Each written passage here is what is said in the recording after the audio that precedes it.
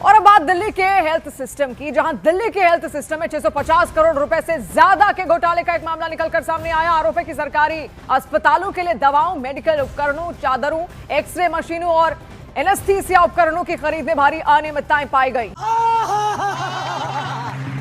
आप मेरे जमीर को चोट पहुंचा रहे हैं। तो भैया सुना, डबल इंजन वाली दिल्ली में तो 700 करोड़ का मेडिकल घोटाला हो गया। यानी 10 लाख रुपए की एक्सरे मशीन 33 लाख रुपए में खरीदी गई।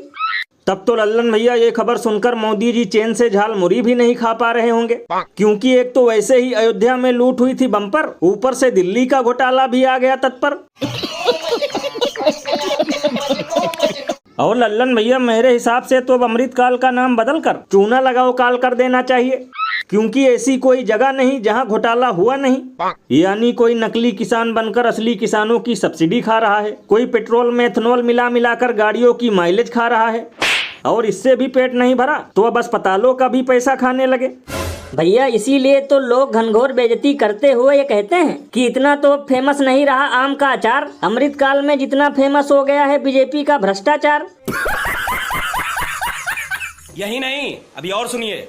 यानी बताओ 700 करोड़ का मेडिकल घोटाला उस दिल्ली में हो गया जहां मोदी जी पैर छूकर लोगों को गारंटी देकर आए थे कि भाइयों बहनों मैं आपकी सेवा परिवार के मुखिया की तरह करूंगा, और अब हर दिन खटिया खड़ी हो रही है और 1.5 साल से दिल्ली वालों को सिर्फ ठेंगा ही मिल रहा है।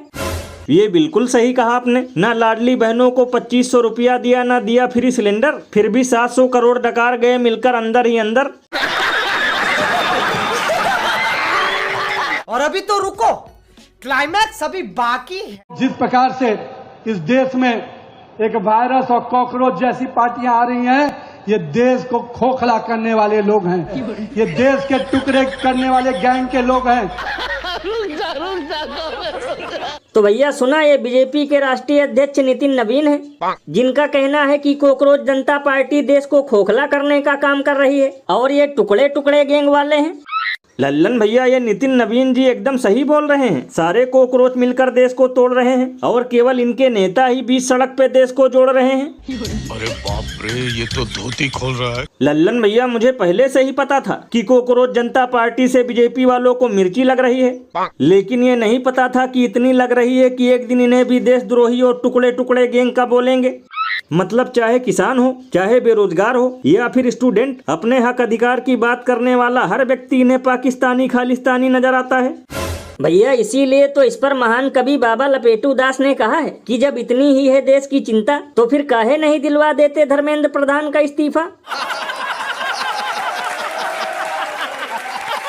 बताओ, आए दिन पेपर लीक हो रहा है, बच्चों का एग्जाम सेंटर विदेश भेजा जा रहा है और चीन हमारी जमीनों पे कब्जा कर रहा है। इससे देश खोखला नहीं हुआ, लेकिन अपने हक अधिकार की आवाज उठाने वाले युवा देश को खोखला कर रहे हैं।